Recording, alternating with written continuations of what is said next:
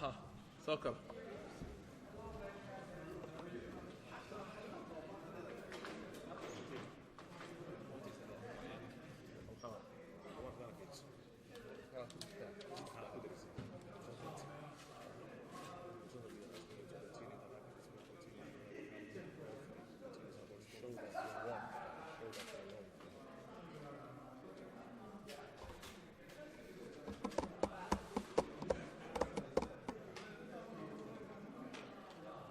kulli waa soo wada korayna soo kor intaan wada istaagayna soo kor anaa bilaabaayo anaa dadku u yeeryeeraayo maya halhalaan u qaadanay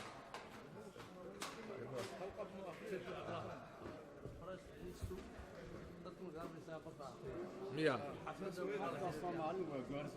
sideen Soomaaliya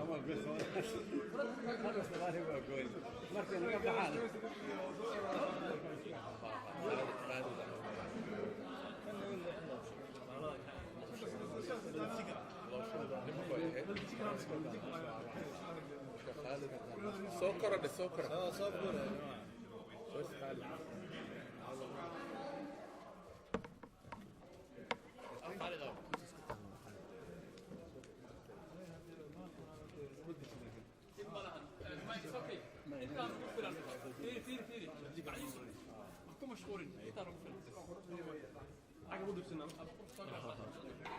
dumarkana soo Khalid iwa Yusuf Khalid aw Khalid aw dhinaca soo maray inta soo maray dhakan kale soo gudba aw Khalid mو عكس حدك أو خالد ها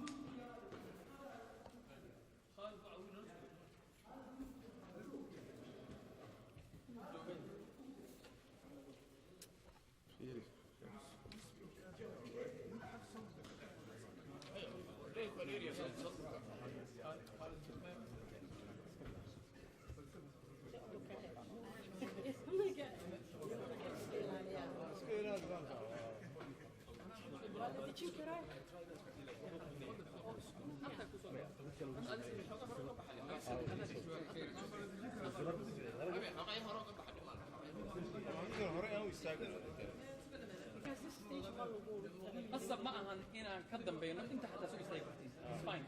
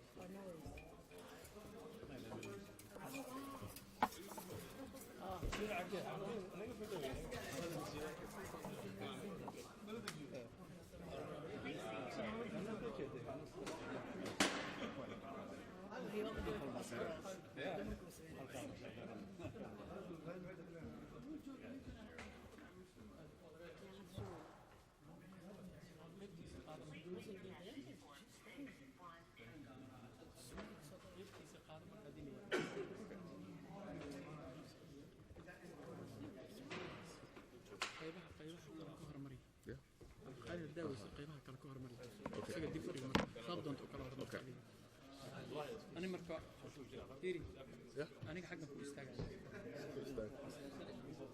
Okay.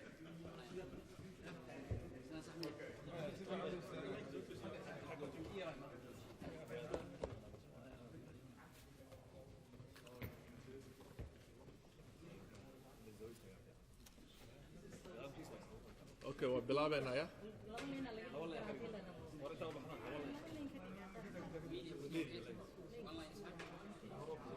Okay. All right, we're going to get started. Good morning, everyone. My name is Abdullahi Farah, Abdulahi, last name Farah, Farah. Thank you for being here. Thank you for joining us today. I'm speaking on behalf of Somali American Leadership Table, also known as SALT. We're here to address critical issues facing the Somali American community in Minnesota and to share our vision for a united and empowered future. We are Minnesotans. We live here, work here, raise our families here. And like all Minnesotans, we have a voice and we intend to use it. SALT stands for the Somali American Leadership Table, and here in Minnesota, we know how to deal with ice. We bring salt. And with all humor aside, our community is going through a difficult time. We recognize that this challenging moment for our country and for our state. And as Americans, as Minnesotans, we stand together during this time when affordability is putting pressure on families and when hate and violence are increasing everywhere. And today, we will have a few speakers that will talk about different things around that. But before that, I just want to say a little bit about our table. It's a grassroots statewide leadership table dedicated to serving and advancing the Somali American community here in Minnesota. Our vision is clear. We strive for a Minnesota where the Somali American community is safe, united, respected, and empowered to shape its own narrative and influence public policy and lead with dignity in every sector of society. The Somali American Leadership Table consists of members of Somali American leadership across all sectors of our community. This includes faith leaders, business leaders, advocacy and nonprofit organizations, mothers, youth, and so forth. Our mission is to gather our resources, create space for collective strategy, and build meaningful connections within our community and with the broader Minnesota community, including partners in the public and private sectors. Through this work, we aim to protect our community, elevate the leadership in all our communities, and amplify our collective impact. With that said, I would like to first welcome Amina Aden to the stage.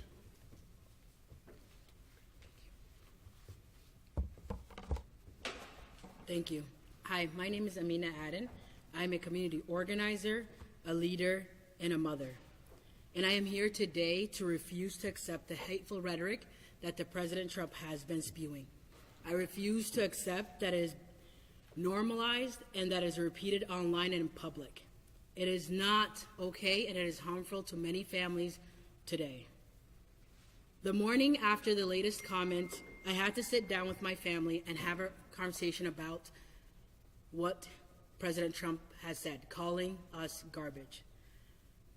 My children had many questions around fear, confusion, and disappointment. This does not represent our country. I had to tell them clearly that what the leadership has decided to say does not represent our country right now. And it is not to be silenced, where our children are forced to carry the weight and the adults' cruelty. But I also told them the truth, that when someone at the highest level of office calls an entire community garbage, it does not stay in a speech. It is repeated. It goes into our schools, our communities, our workplaces, our neighbors, and our social media. It endangers a community, and it gives permission for hate and harassment. And let's be clear that our country is not one that does not help one another. It is a community like we see in Minnesota in the High Spirits. We are a community that helps our elders. We are a community that shovels each other out of the snow. We are a community that gathers with one another and organizes meals, childcare, and rides when times are hard. That is the country that my kids deserve to know, and that is what I tell my children every day. But let's not make a mistake that the internet has amplified the hate rhetoric, and it has had headlines and clips repeated. It does not define us, and we refuse to be defined by this hate. We are defined by our values, our unity, and our acceptance of one another. We refuse to accept hatred as a place of belonging. And as you see here today, with leaders, elected officials, faith leaders, educators, and business owners, we do not want to normalize this. Do not excuse it and do not look away. We are here as a unity, and we belong. Thank you, Amina. Next, I would like to call Imam Yusuf Abdullah to the stage.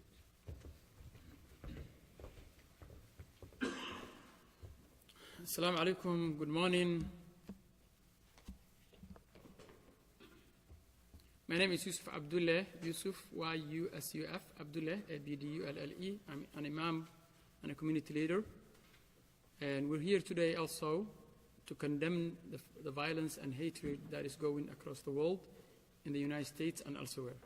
We extend our deepest condolences to the victims and families affected by the tragic acts of violence at Bondi Beach in Australia and at Brown University. Our thoughts and prayers are with all those who have suffered loss, injury, and trauma. What occurred in Bondi Beach was an act of hatred and brutality against innocent people. As Muslims, we unequivocally condemn anti-Muslim hatred, anti-Semitism, racism, and all forms of bigotry. We reject violence against innocent lives in all its forms. Islam affirms the sanctity of human life without distinction. Allah subhanahu wa ta'ala says, من قتل نفسا بغير نفس أو فساد في الأرض فكأنما قتل الناس جميعا. Whoever kills a soul unjustly, it is as if he has killed all of humanity. Allah also says, وَلَا تَقْتُلُوا النَّفْسَ الَّتِي حَرَّمَ اللَّهُ إِلَّا بِالْحَقِّ. And do not kill the soul which Allah, the Exalted, made sacred except by right. Accordingly, we stand firmly against the hate crimes, violent attacks, and the mass killing of civilians, whether that is in Gaza, Sudan, Australia, the United States, or anywhere in the world. Violence against civilians is a moral crime and a clear violation of divine laws. We call on all leaders, institutions, and communities to reject hateful rhetoric, resist collective blame, and work together to uphold justice, human dignity, and peaceful coexistence. May Allah grant the healing to the wounded, patience to the grieving, and guide us all towards justice, mercy, and peace. Thank you, Imam Yusuf. And next, I would like to call Abdullahi Kahir.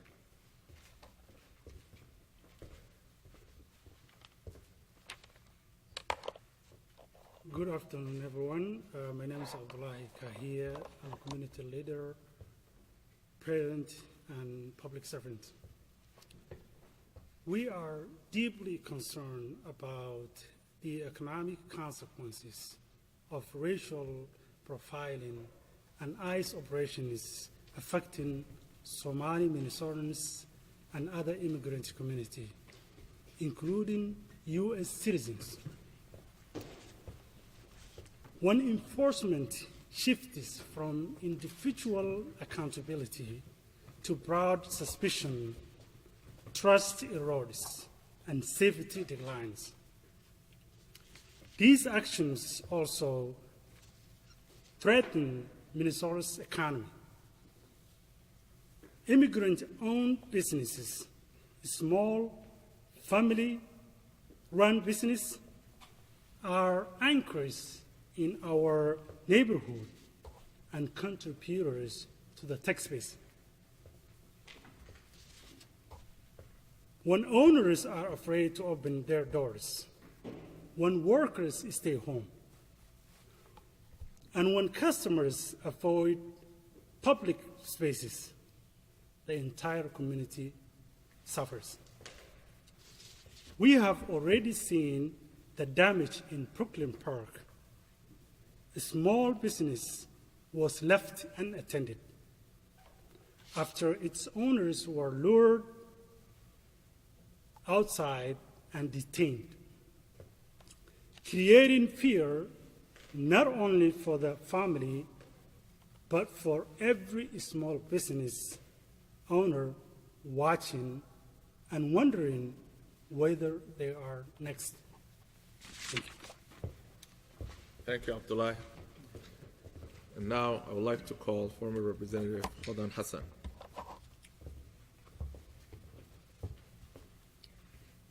Assalamu alaikum. Good morning.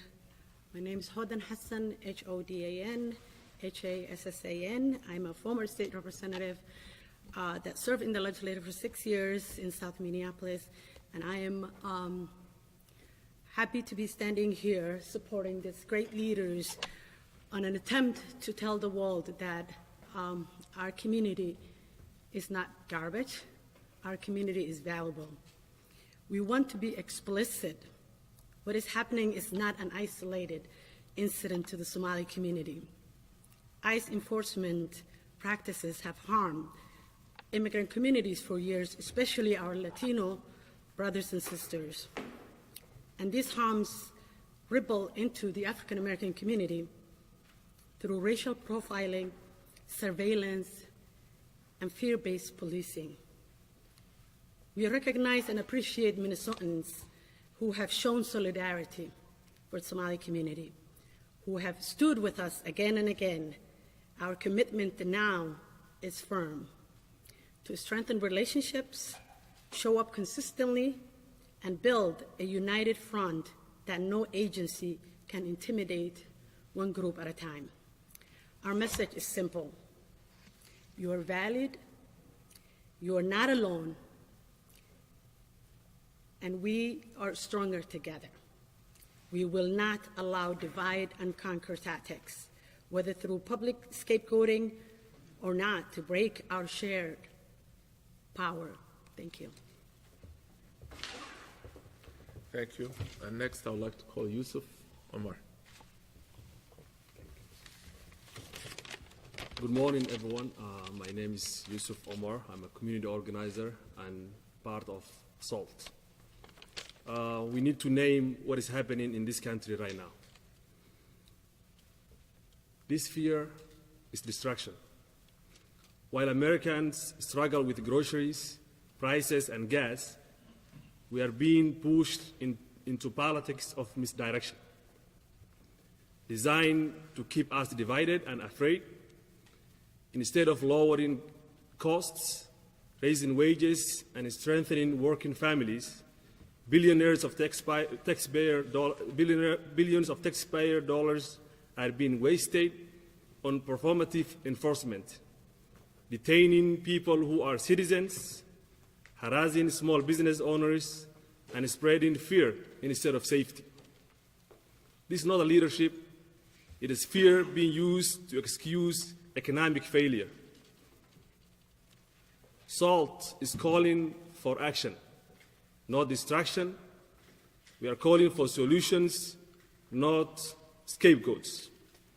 First, we demand an immediate end of racially targeted enforcement tactics. All enforcement must be guided by evidence, due process, and transparency, not fear, profiling, or performative enforcement.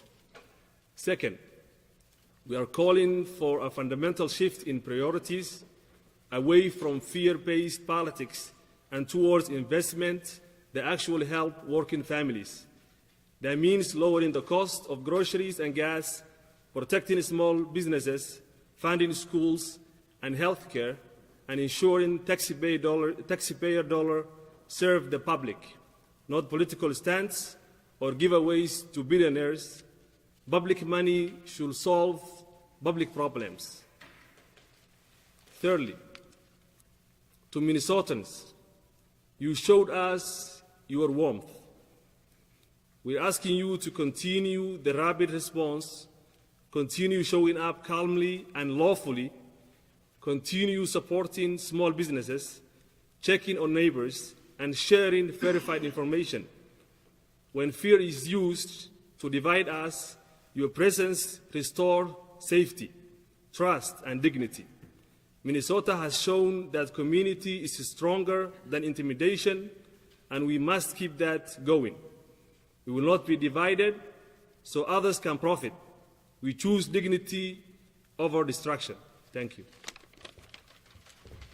Finally, I would like to call Khalid Umar.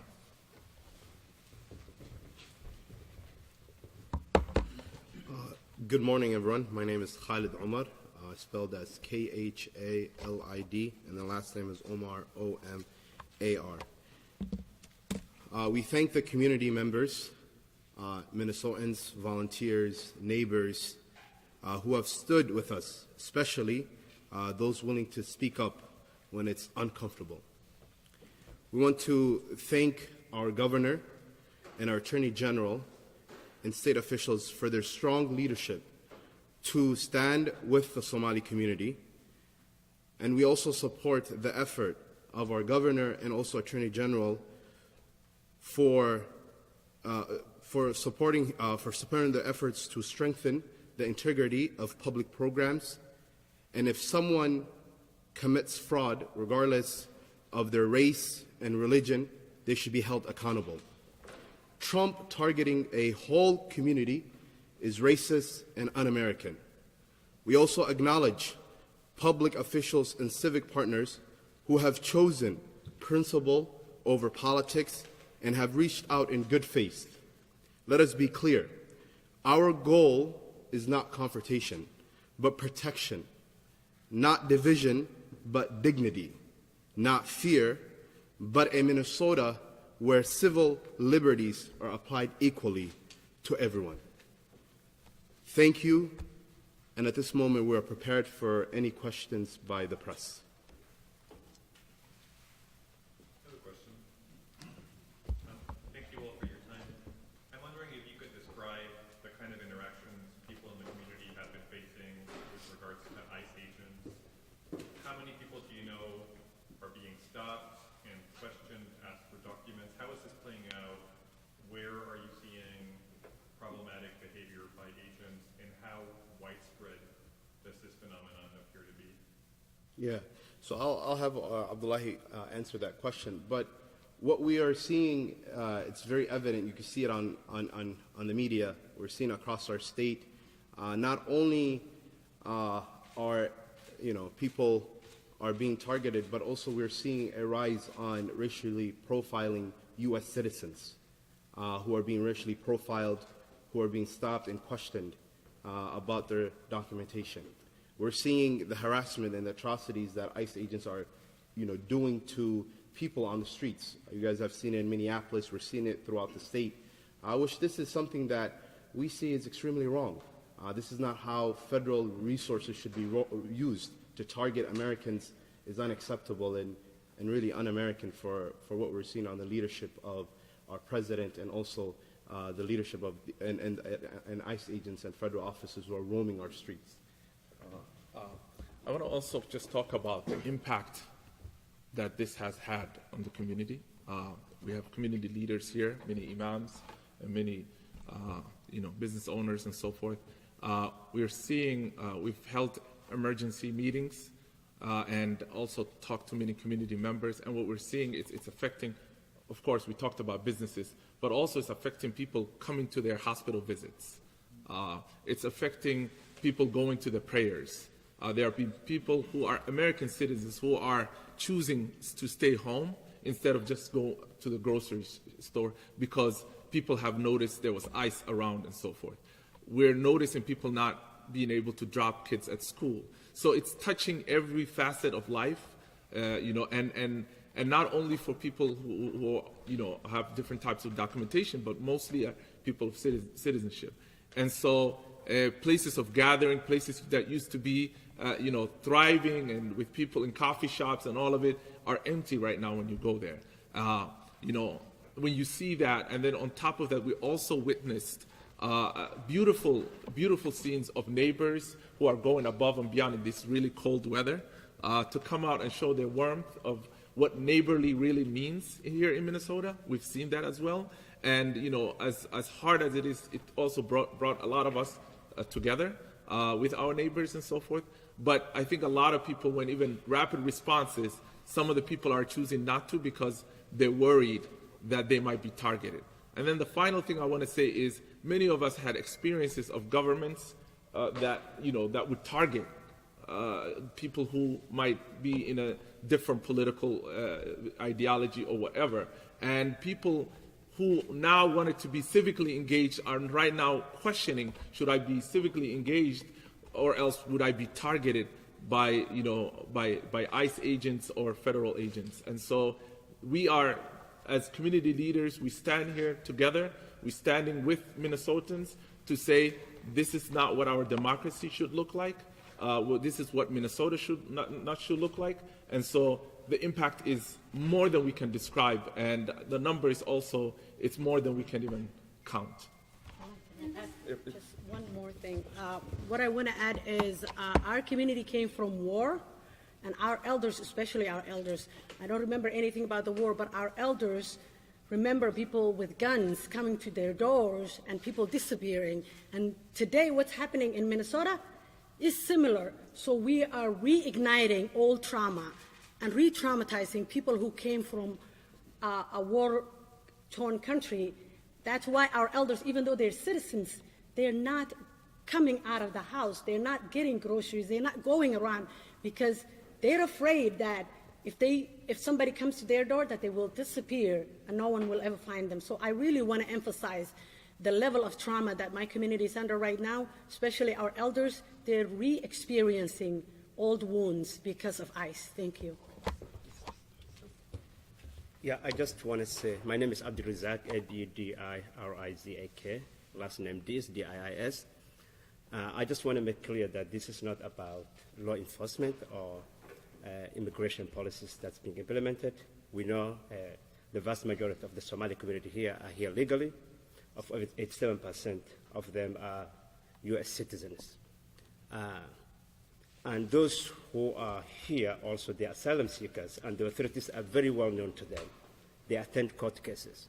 So if they want them to arrest them or just for any reason to interrogate them, they can simply call them or visit their addresses. So this is about creating fear in the community, but it's not about immigration enforcement. That's just a point that I wanted to make clear. And we look forward to the next questions. In this third week of Operation Metro Surge, are you seeing new patterns like an escalation of aggressive tactics or focusing on other immigrant communities or spreading to other cities in Minnesota? Yes. Yes, I think that ICE has been here 3 weeks. The first week, they were not very aggressive. They were stopping people. Second week, we saw them, really aggressive in Cedar Riverside, pepper spraying elders, everybody who's around. And I don't know if everybody has seen the pregnant woman who was being dragged by ICE agent in near Carmel Mall. So the tactics are changing. It feels like that, I don't know, maybe enough people have not been arrested, and now they're more aggressive. They're showing up in different places. They're tricking people and knocking on their door saying that, oh, who's this maintenance? Because they realize some people are not coming out of their doors and getting access to people's houses that way. And this operation is widespread. We're seeing it in Minneapolis, we're seeing it in Wilmer, we're seeing it in St. Cloud. So it's not only an isolated incident in Cedar Riverside or South Minneapolis. ICE is showing up everywhere, and they're showing up more aggressive this week than they were the last 2 weeks. All right. With that said, also, there's one. Oh, Do you have any estimates of how many Somali Americans have been racially profiled by ICE, or any stories that you can share more specifically?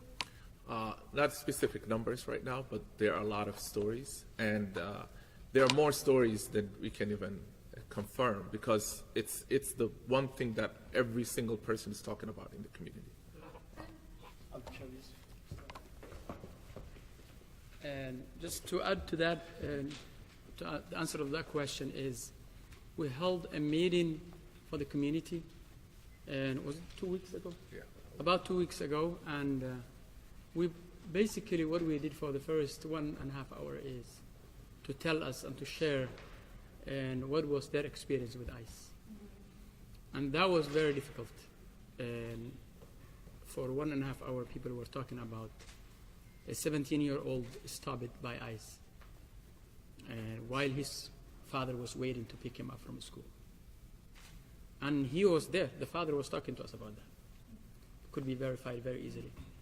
Another heartbreaking story was that a woman who was shopping at the grocery and to get a sack of rice and a diaper for her baby, she had to run and leave that. And then somebody else had to take that to her house. So these stories of, people talking about how, they were, how ICE was behaving towards them is immense. It's many stories. And it's touching people. It's not just, it's not just ICE stopping them. It's the trauma that is created in the community.